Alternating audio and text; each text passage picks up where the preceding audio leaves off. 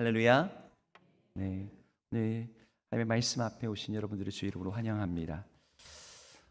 여러분들 모두 우리 삶에서 정말 중요한 것들을 얘기할 때 빠지지 않는 것 중에 하나가 태도, 자세라는 것을 언급합니다.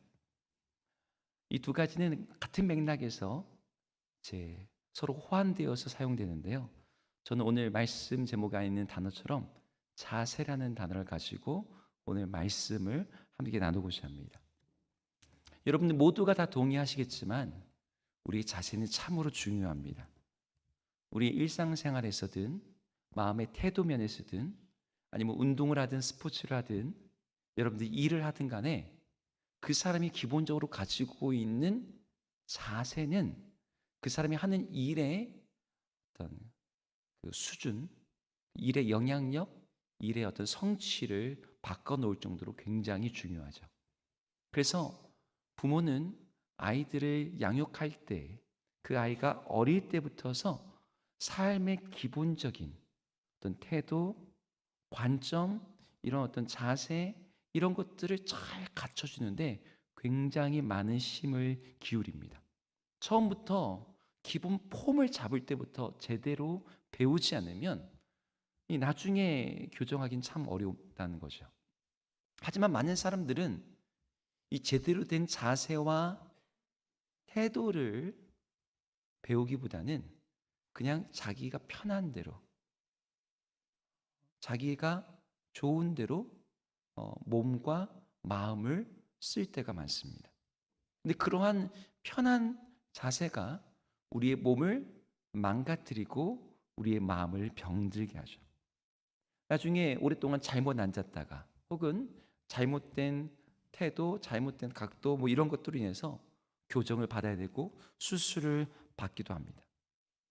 그런데 저는 이런 자세가 우리 일상생활, 우리 어떤 삶의 자리에서만이 아니라 말씀을 듣는 자리에서도 굉장히 중요하게 영향을 미친다는 것을 보게 됩니다. 여러분들은 여러분들이 말씀을 들을 때에 혹은 성경을 읽을 때에 여러분의 자세가 어떤지를 돌아본 적이 있으신가요? 어떤 분들은 말씀 앞에서 경청하시죠. 어떤 분들은 아멘하고 어떤 분들은 필기도 하십니다.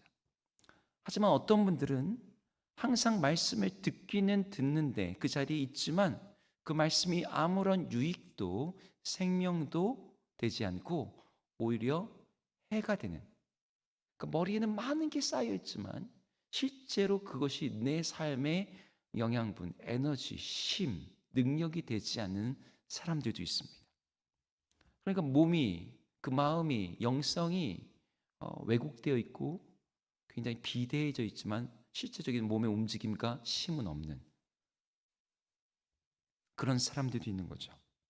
오늘 본문에 나와 있는 이 고넬료라고 하는 사람은 말씀을 듣는 남다른 태도와 자세를 보여주고 있습니다. 특별히 33절에 그것이 잘 나오고 있는데 우리 33절을 한번 같이 읽어보겠습니다. 시작. 내가 곧 당신에게 사람을 보내었는데 오셨으니 잘하였나이다.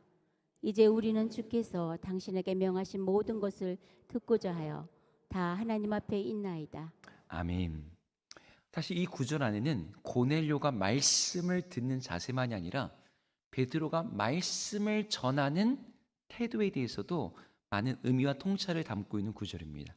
근데 제가 오늘 이 두 개를 한꺼번에 나누려고 하다가 함께 나누려고 설경을 쓰니 오늘 밤에 안 끝날 것 같아서 제가 앞부분에 고넬료가 말씀을 듣는 자세만 오늘 함께 나누고자 합니다.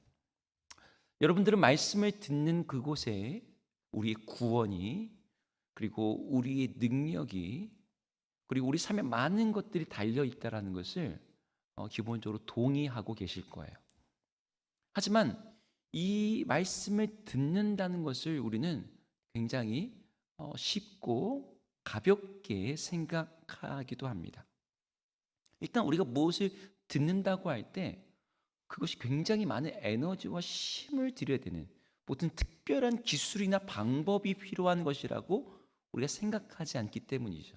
소리가 들려오는 대로 그냥 들으면 되는 거 아니에요? 하지만 정말 잘 듣는다는 건 어려운 일이라는 걸 조금 지나보면 알게 되죠. 듣는 게 쉬운 일이었다면 경청에 대해서 그렇게 수많은 책과 강의들이 있을 필요가 없는 거예요. 그렇다면 우리가 어떻게 들어야 될까요? 오늘 고넬료는 하나님의 말씀을 듣는 데 있어서 어떠한 자세와 태도를 오늘 보여주고 있는지를 보려고 합니다. 그 고넬료가 보여준 첫 번째 태도는 여러분들이 이미 잘 알고 계실 그 태도, 바로 경외하는 자세입니다. 하나님의 말씀 앞에서 고넬료가 보여주는 이 첫 번째 자세, 경외하는 자세. 여러분, 고넬료가 가이사랴로 베드로를 청하는 하인들을 보내서 베드로가 마침내 왔어요. 근데 고넬료가 이 베드로가 올 것을 기다리고 있을 때 혼자 있지 않았고, 자기의 가족들은 물론이고 친척들을 불러 모았고 가까운 친구들까지도 그 집에 모두 모였다라고 성경이 되어 있어요. 여기에 있는 자기의 가족들, 친척들, 그리고 친구들은 누구일까요? 어떤 사람들일까요? 고넬료가 어떤 사람이죠? 로마인입니다. 그의 가족은 누굴까요? 다문화 가정이었을까요? 그의 가족도 로마인이었겠죠. 그의 그럼 친척들은 누굴까요? 로마인이었겠죠. 그의 친구들은요? 다 로마인이에요. 그런데 베드로를 청해서 왔을 때 베드로는 누굽니까? 유대인이고 로마의 지배를 받고 있는 피식민지인입니다. 그런데 그 사람이 들어오자마자 그를 맞아들이면서 이 고넬료가 그 앞에 엎드려서 절을 하는 거예요. 누가 봐도 이거는 아주 굉장히 아주 과한 예의, 거의 이 종이 주인을 대하는 듯한 그런 태도입니다. 물론 고넬료가 이렇게 행동한 데에는 하나님의 천사가 그에게 전해줬던 베드로를 부르라고 하는 어떤 그 맥락 속에서 이 사람이 보통 사람이 아닐 것이다라는 그런 생각이 그에게 자리 잡고 있었기 때문입니다. 하지만 베드로의 말을 경청하기 위해 앉아 있으면서 고넬료는 자기가 그에게서 듣는 말이 베드로가 전해주는 말이 아니라 그것은 하나님의 말씀이라는 것을 그는 알고 있었어요.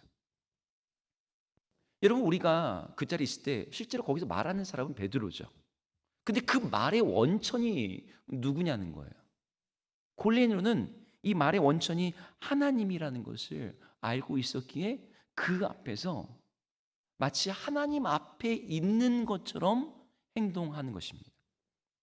여러분, 가끔씩 드라마를 보시면 이제 시대극 있지 않습니까? 사극을 보면 우리나라 조선 시대에 정말 많이 나오는 대사가 있습니다. 조선 시대 드라마에 금부도사가 흔히 말하는 왕의 이 명령과 글이 담겨져 있는 교지 두루마리를 딱 들고 어디를 가요? 가서 그걸 쫙 펴시죠. 그리고 뭐라고 했습니까? 네, 암행어사 출도 아닙니다. 네, 어명이요라고 외칩니다.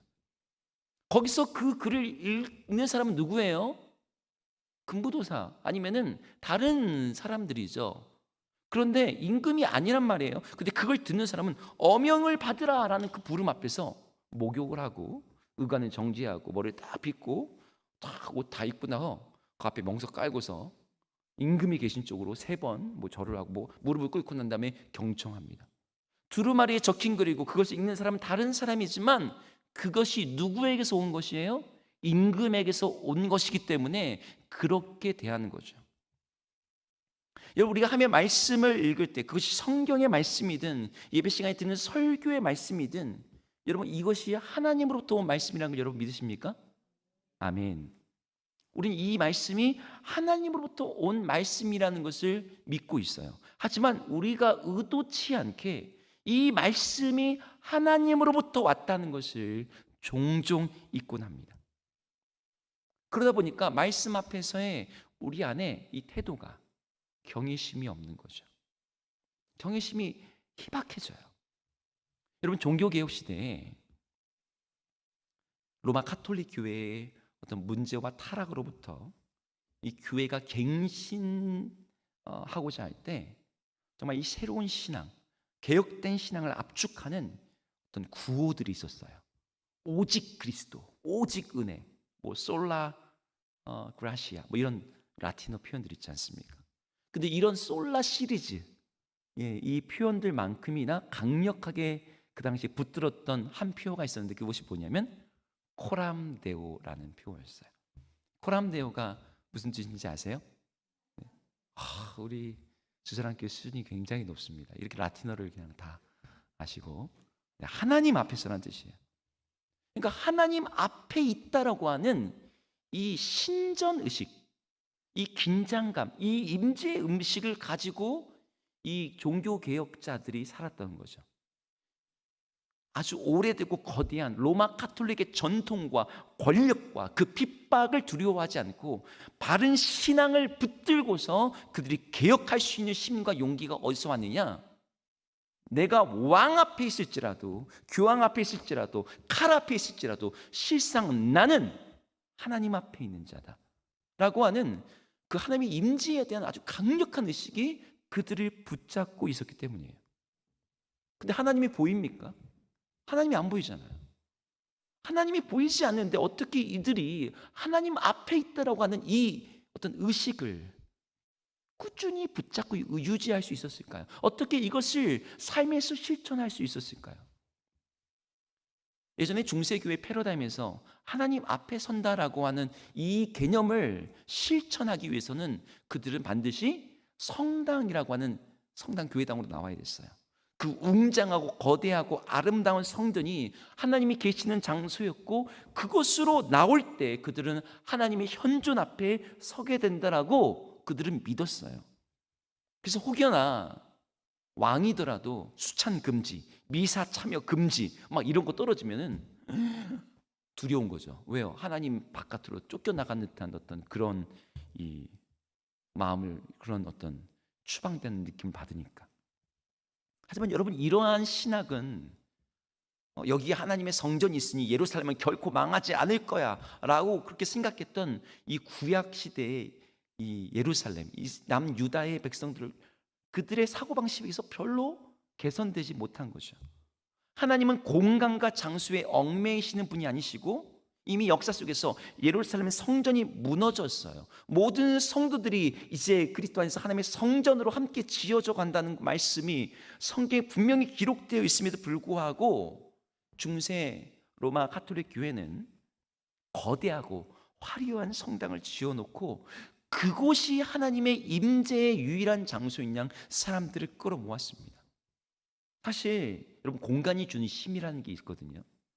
여러분 거대한 그 성 베드로 성당, 이런 노트르담 성당 이런 데 가면 그 어마어마한 스테인드 글라스, 그 천장에 있는 벽화, 여러분 이것이 사람에게 주는 경외감이라는 게 있는 거죠. 정말 여기 하나님이 계신 것 같아. 그런 느낌을 줘요. 왜요? 인간은 몸을 가지고 있는 육체적 존재이기 때문이에요. 하지만 문제가 있죠. 성당이 아닌 다른 장소에서는 하나님이 안 계신 것처럼 오해하게 만든다는 거죠. 항상 성당에 있을 수는 없잖아요. 다른 장소에서는, 시장에서는, 집에서는요, 사형장에서는요, 전쟁터에서는요. 종교개혁자들은 성당이 아니라 우리가 참으로 어느 곳에서든지 하나님 앞에 머물기 위해서, 하나님 앞에서라고 하는 이 임재의식과 신전의식을 붙들기 위해서 다른 방법을 붙잡았어요. 그것이 무엇이었죠? 기록된 하나님의 말씀 앞에 서는 것이었습니다. 인쇄술의 발달과 함께 모국어로 번역된 성경을 배포하면서 그 말씀을 읽는 것을 통해서 성도들로 하여금 여러분들이 이 말씀을 통해 하나님 앞에 서십시오. 로마 가톨릭 교회가 미사와 예전에 신경 쓰는 것에 반해 종교개혁 일으키는 개혁교회는 하나님의 말씀을 읽고 그 말씀을 풀어서 전하는 선포된 말씀 설교를 통해서 성도들로 하여금 하나님의 존전 앞에 그들이 머무르게 만들었습니다. 하나님 앞에서의 삶은 그런 점에서 하나님의 말씀 앞에서의 삶이에요. 여러분들이 하나님의 임재 가운데 살고자 애쓴다고 할 때 여러분 거기에서 하나님의 말씀을 빼버리고서 우리가 하나님 앞에서 살 수 있는 방법은 없습니다. 이게 전부는 아니어도 이게 기본이자 핵심인 거예요. 말씀을 읽고 듣고 묵상하고 말씀을 성찰하고 말씀을 적용하고 말씀 가지고 씨름하는 것. 그래서 이 바른 말씀을 붙들므로 말미암아 그곳에 임재하시는 하나님 앞에 머물고 살아가는 것. 여기 정말 중요한 게 이 말씀이라는 거죠. 말씀을 읽고 말씀을 듣는 행위가 하나님의 임재 가운데로 나가는 것임을 이 개혁교회는 붙잡았습니다. 저는 이것은 개혁교회만의 믿음이 아니고 이것이 바른 성경적 믿음이라고 믿어요. 오늘 고넬료가 베드로 앞에서 그렇게 경외심을 보여줬던 것은 사람에 대한 예의가 아니었던 거죠. 그가 들고 온 말씀이 하나님부터 온 것이라는 것. 그 태도가 이 고넬료에게 있었던 거예요. 말씀이 참으로 하나님에게서 온 것임을 믿고 그 말씀에 대한 경외심을 회복될 때 여러분 말씀은 참으로 그것이 하나님으로부터 온 것임을 스스로를 드러내고 증명합니다. 그 말씀 앞에서 정말 경외심으로 받는 사람들에게 그 말씀이 능력이 되죠. 창조의 능력으로, 생명의 능력으로, 지혜와 치료의 능력으로 역사합니다. 여러분들이 묵상하는 큐티 본문 앞에서, 여러분들이 읽는 성경 구절 앞에서, 그리고 여러분들이 지금 듣고 있는 이 설교 앞에서 여러분들이 하나님의 말씀을 믿을 뿐만 아니라 그 말씀 앞에서 경외하는 마음으로 경청하심으로 정말 말씀 가운데 임재하시는 하나님의 현존을 누리시는 우리 모두가 되기를 주의 이름으로 축복합니다. 말씀 가운데 하나님이 임하시는 거예요. 오늘 고넬료가 이 말씀 앞에서 경외하는 태도를 보여줬습니다. 오늘 본문에 나오는 이 고넬료의 두 번째 태도는 열망의 자세입니다. 고넬료가 그의 친척, 친구들을 이 말씀을 듣기 위해서 다 불러 모아서 기다렸어요. 여기 있는 사람들의 태도가 어땠을까? 정확히 본문에는 어떠한 마음으로 기다렸다 이런 내용은 없습니다. 하지만 앞에 내용을 좀 보면 짐작이 가요. 오늘 한번 31절을 한번 읽어볼까요? 31절 읽겠습니다. 시작. 고넬료야, 하나님이 내 기도를 들으시고 내 구절을 기억하셨으니. 이게 지금 천사가 고넬료에게서 와서 했던 말이에요. 그러니까 천사가 하는 말이 뭐냐면 하나님이 너의 기도를 들으셨다. 너의 구절을 기억하셨다. 그러니 그 다음에 뭐하라? 베드로를 부르라라고 얘기 나옵니다. 여러분 보통 야 하나님 너의 기도 들었다. 너의 구절을 기억했다. 그러니 내가 뭐뭐 할 것이다. 뒤에 나올 내용이 뭐가 나와야지 맞겠습니까? 내가 너에게 복 줄 거야. 내가 너의 기도에 응답할 거야. 내가 너에게 뭐뭐 해줄 거야. 이런 내용이 들어가야지 흐름이 맞거든요. 그런데 내가 너의 기도를 들었고 내 구절을 기억했다. 그러니 베드로를 불러. 이게 웬 뚱땅지 같은 얘기입니까? 근데 우린 여기서 유추할 수 있는 거죠. 베드로를 불러서 그를 통해서 듣게 되는 말이 오늘 고넬료의 기도와 구제에 대한 하나님의 보상이자 축복으로 주어진 말씀이라는 걸 우리는 유추할 수 있어요. 지금 고넬료가 베드로를 통해서 들으려는 말씀은 바로 그런 맥락으로서 하나님의 선물인 거예요.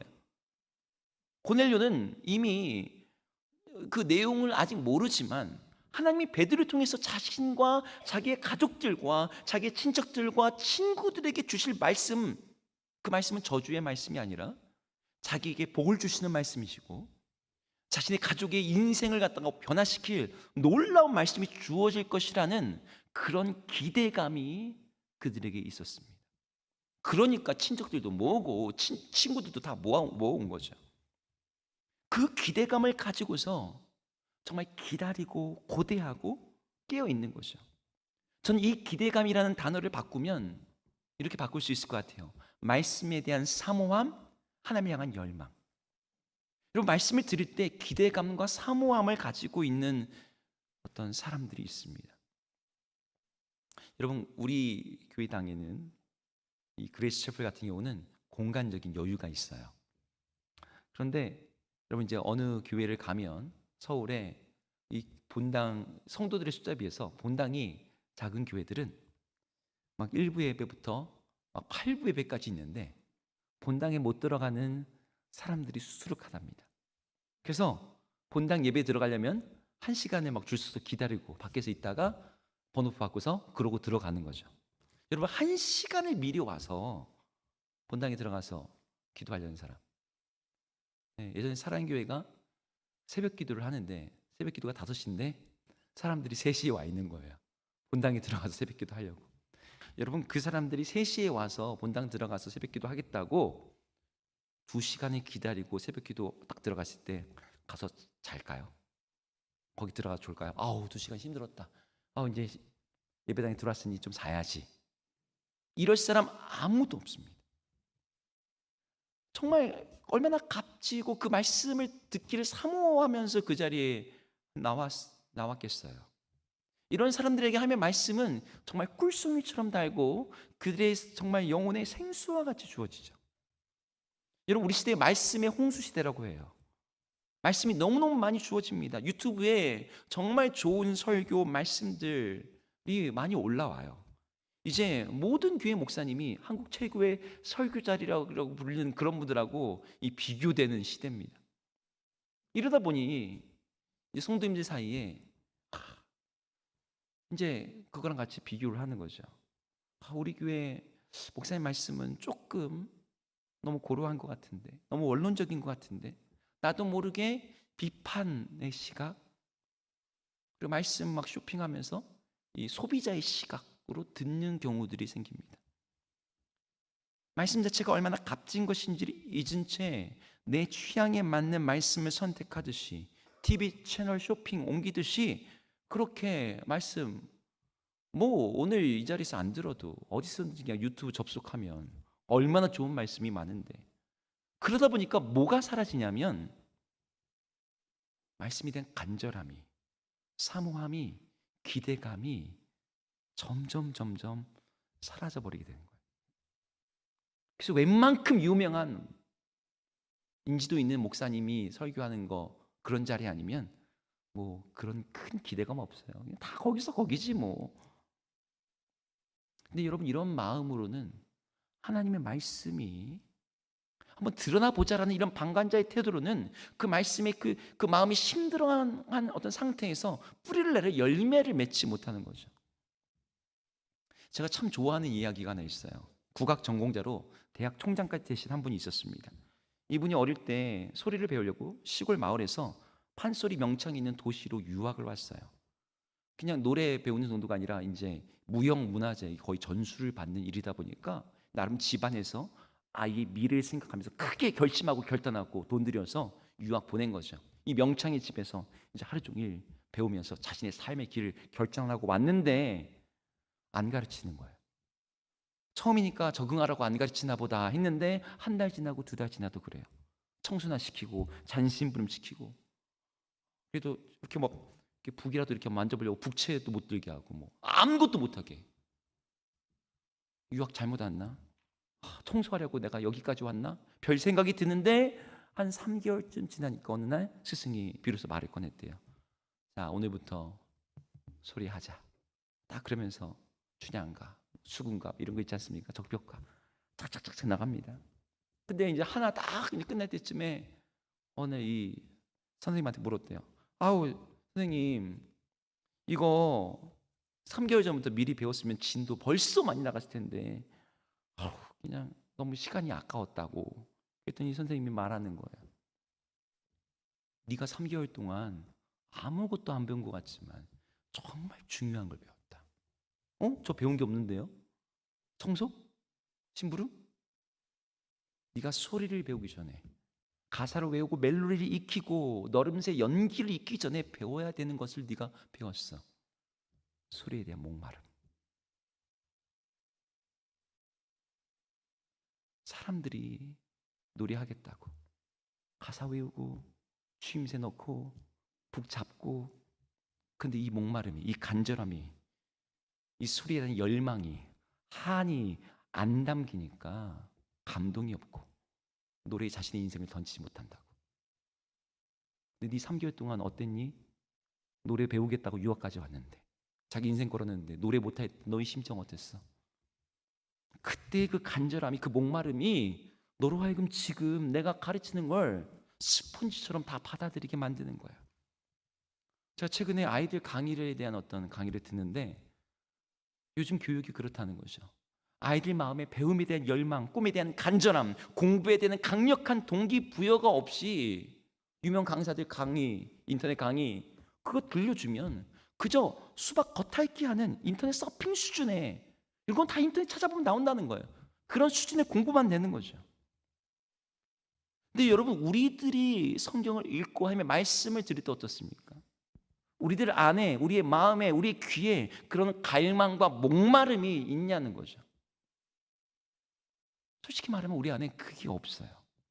하나님의 말씀이 참으로 우리를 복되게 하고 우리에게 구원이 되고 우리를 지혜롭게 하고 그 말씀이 능력이 되고 생명이 되고, 이 말씀에 나의 생사화복이 달려있으니 이 말씀을 내가 정말 결단코 붙잡고서 살자라는 이런 각오를 만들어낼 만한 그런 열망이 우리 안에 없다는 거죠. 너무 말씀을 많이 읽어서, 너무 많이 들어서 그러실 수 있습니다. 어떻게 해야 돼요? 우리도 3개월 동안 예배 안 드리고 설교 안 들으면 될까요? 오늘 말씀에 의한 열망을 키우기 위해서 난 3개월 동안 성경을 읽지 않겠어. 아니죠. 여러분, 이 기대감을 일으킬 수 있는 방법이 있는데, 여러 방법이 있지만 가장 쉬운 방법 하나 알려드릴게요. 기도하시는 거예요. 하나님, 나에게 이 목마름을, 이 갈망을, 나의 메마름을 주님 보게 해주십시오. 그리하여서 말씀에 대한 열정을 주십시오. 기대감을 주십시오. 말씀을 사모하는 하나님 그 심령을 내게 주십시오. 여러분, 그렇게 간구할 때 우리 하나님께서 말씀을 기대하고 사모하는, 그래서 그 말씀이 정말 담겨져 있는 것을 이렇게 온전히 흡수할 수 있는 우리로 만들어 주실 줄 믿습니다. 네. 오늘 본문에 나오는 고넬료의 태도 세 번째는, 하나님의 말씀하시는 것은 무엇이든 듣겠다, 모든 것이든 듣겠다는 전적 수용의 자세입니다. 33절을 다시 한번 같이 읽어보겠습니다. 읽겠습니다. 시작. 내가 곧 당신에게 사람을 보내었는데 오셨으니 잘하였나이다. 이제 우리는 주께서 당신에게 명하신 모든 것을 듣고자 하여 다 하나님 앞에 있나이다. 여기 보니까 주께서 당신에게 명하신 모든 것을 듣고자 하여 하나님 앞에 있나이다. 여러분, 듣는다는 게 단순히 청각적으로 소리를 듣는, 감지하는 그런 감각이 아니라는 거 여러분 알고 계시죠? 성경에서 듣는다는 말은 언제나 경청을 넘어서 순종하겠습니다는 뜻을 기본적으로 깔고 있는 단어입니다. 근데 고넬료는요, 오늘 베드로가 무슨 말씀을 아직 시작하기도 전에 이마에 깔고 시작하는 거예요. 무슨 말이 주어지든 간에 모든 것을 듣고 순종하고 수용하고 그 앞에 있고자 합니다. 취사 선택이 아닌 거예요. 듣고서 골라보겠다는 게 아니에요. 모든 걸 다 듣겠다, 모든 게 다 순종하겠다. 어떤 말씀은 귀에는 닿지만 배에는 쓸 수 있어요. 어떤 말씀은 마음을 치료하지만 어떤 말씀은 우리 마음을 상하기도 합니다. 어떤 말씀은 우리에게 소망을 주지만 어떤 말씀은 우리로 하여금 복된 절망 가운데 떨어뜨리기도 해요. 하지만 모든 말씀이 다 하나님의 말씀이고 그 말씀은 예외 없이 옳고 선하고 우리에게 궁극적으로 유익이 된다는 것을 성경은 이야기해요. 근데 어떤 분들은 말씀을 취사 선택하려고 합니다. 죄의 특징 중에 하나가 자기중심성이라는 거거든요. 이 자기중심성을 가지고서 내 귀에 달콤한 말씀만 들으려는 마음이 우리 가운데 있어요. 그래서 제가 목회자고 설교를 하면 가끔씩 성도님들이 뒤에서 은혜 받았습니다. 네. 근데 이 이야기를 하는데 나는 저런 내용을 말한 적이 없는 것 같은데 라는 내용을 가지고 오늘 받은 은혜가 뭐든지를 막 얘기하세요. 물론 하나님이 전혀 다르게 적용하실 수도 있지만 전혀 엉뚱하게 말씀을 해석하고 적용해 버리는 거죠. 여러분, 사람 말 들을 때 다 듣지 말고 들을 건 듣고 흘릴 건 흘리라고 종종 말하지만 여러분, 하나님의 말씀에는 그런 게 없습니다. 여러분, 성경 읽을 때 내가 이거 왜 읽어야 되지라는 부분들이 있습니다. 레위기를 읽을 때, 족보를 읽을 때 내가 지금 이걸 왜 읽지? 이게 나에게 무슨 의미가 있지, 도움이 있지? 여러분, 이런 태도가 우리 안에 있어요. 여러분, 이 태도가 잘못이라는 걸 여러분 그것도 잘 모르고서 합니다. 만약에 내가 이 본문을 왜 읽어야 되지라는 생각이 들면 여러분들이 말씀을 읽고 있는 기준과 태도가 뭐예요? 나한테 도움이 되느냐 안 되느냐는 실용주의적 태도인 거예요. 내 기준을 가지고 이건 나한테 도움이 되는 말씀이니까 좋은 말씀이고 유익한 말씀이고 이건 하나님의 말씀이고, 이 족보가 무슨 하나님의 말씀이야. 나도 모르게 그런 행동이 있는 거죠. 아까 제가 어명이요 했는데 그 말 뒤에 붙는 말이 내용이 완전히 달라질 수 있습니다. 어명이요 하면서 누구는 나와서 삼도 수군 동제사에 이거 받아라. 그러면 성은이 만극하나이다라고 받을 수 있지만 엄영이 해놓고 뒤에서 사약을 받으라가 또 나올 수 있잖아요, 그렇죠? 네. 근데 어떤 내용이든 간에 뭐 해야 돼요? 받아야 되죠. 안 받을 수 없어요. 나 안 먹을래 한다고 입 막고 있다고 이게 안 들어가는 게 아니죠. 미국에서 사람을 처음으로 우주로 보내는 아폴론 계획을 시행할 때 우주에서도 밥을 먹어야 되니까 이제 우주식을 연구를 했어요. 음식을 태양의 복사선에 상하지 않고 중력이 없는 곳에서도 쉽게 섭취할 수 있는, 그리고 또 무엇보다도 우주의 그 공간에서 이 우주인들의 건강을 책임질 수 있는 아주 영양식을 준비했습니다. 근데 이 영양식을 한다면 우리 인간에게 필요한 필수 영양소라는 게 있잖아요. 소위 3대 영양소 뭡니까? 탄수화물, 단백질, 지방, 거기다 이제 비타민, 미네랄 같은 거 추가해가지고 이런 것들 음식을 만들려고 하는데 아무리 봐도 먹을 때 쓸모없는 부분들이 있다는 거죠. 그게 뭐냐? 야채 같은 데 있는 식이섬유, 영양분이 하나도 없거든요. 거기는 뭐 인간에게 뭐 흡수도 안 돼요. 식이섬유가 몸에 흡수가 안 되거든요. 다 그냥 대변으로 나갑니다. 근데 이런 식이섬유를 우주에 보내는 것은 이건 에너지 낭비이고 중량 낭비인 거예요. 1kg을 우주에 보내기 위해서 드는 연료와 에너지가 얼만데 그런 야채 이파리들까지 같이 담아서 우주식을 갖다가 담아주는 게 너무 돈 낭비고 이 공간 낭비인 거죠. 그래서 첫 번째 우주식에는요 식이섬유가 들어있는 게 없었습니다. 그냥 필수 영양소로 가득 채웠어요. 영양분이 부족하지 않게 넘칠 정도로. 그런데 우주인들이 갔다가 돌아온 다음에 이 건강 검사를 하지 않습니까? 근데 우주에 다녀온 우주인들이 모두 체중 저하와 영양 부족 상태에 있었던 거예요. 아니 그렇게 꼭꼭 영양분을 채워서 보냈는데 왜 이 영양 밸런스에서 모자라냐는 거죠. 이걸 가지고 연구를 했습니다. 이유가 밝혀졌어요. 우주식에 유일하게 쓸모없다고 안 들어갔던 그 식이섬유가 문제였다는 거예요. 왜 문제였을까요? 인간은 식이섬유가 필요 없는데 흡수가 안 되니까 이 장에 있는 유산균들은 식이섬유가 그들의 먹이에요. 그러니까 식이섬유가 안 들어가니까 유산균들이 적어져요. 유산균들이 적어지니까 소화가 안 돼요. 소화가 안 되니까 아무리 영양가 있는 걸 많이 먹어도 흡수가 안 되네. 흡수율이 현저히 낮아진 거예요. 완전식품 영양분을 치면 그냥 우유 같은 거 가져가서 먹으면 되죠. 근데 그 쓸모없어 보이는 야채 주기가 사실은 우리 몸에 절대적으로 필요했구나라는 걸 알게 된 거예요. 여러분 하나님의 말씀에도요. 우리 눈에는 큐티를 할 때 정말 이 말씀 가지고 도대체 뭔 큐티를 해야 되나라는 본문이 있습니다. 아니 나병 환자에 대한 이 규례가 도대체 지금의 나에게 무슨 의미가 있나? 근데 여러분 하나님의 말씀은 일부만 받을 것이 아니라 전부를 받아야 돼요. 여러분 디모데전서 3장 16절 17절 여러분 잘 아는 말씀입니다. 함께 한번 읽어보겠습니다.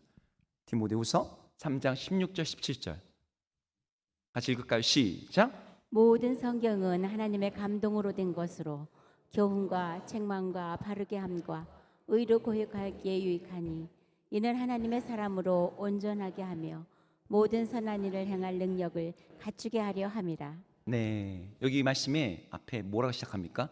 모든 성경은 레위기는 빼고 민수기는 빼고 이런 내용이 없어요. 일부 성경이 아닙니다. 모든 성경이 하나님의 사람으로 온전하게 만든다는 거예요. 여러분 말씀드릴 때 이 말씀은 누구에게 필요하고 누가 들어야 되고 아니에요. 그 말씀은 그 사람 이전에 나도 들어야 되고 그 말씀을 들어야지 나에게도 능력이 생기는 거죠. 여기 계신 모든 분이 주의 말씀을 편식하지 않고 모든 말씀을 수용하고 순종하는 여러분 되기를 주의 이름으로 축복합니다. 귀에 듣기 좋은 것만 아멘하지 마시고 마음에 찔리는 것들도 아멘으로 받으시고. 오늘 말씀 정리하겠습니다. 오늘 베드로 앞에서 이 고넬료는 하나님의 말씀에 대한 자세를 보여줍니다. 경외하는 자세, 갈망하는 자세, 수용하고 순종하는 자세. 이것이 우리의 자세이고 우리의 태도가 돼야 돼요. 아직 우리에게는 이 자세와 태도가 완전하게 갖춰지지 않은 사람이 대부분입니다. 여러분 프로 골퍼, 프로 야구 선수 이런 사람들이 프로의 세계에 있는 누구보다도 그거 잘한다는 사람들이지만 여러분 계속해서 폼을 교정받고 코치받고 수정한다는 거 여러분 알고 계시죠?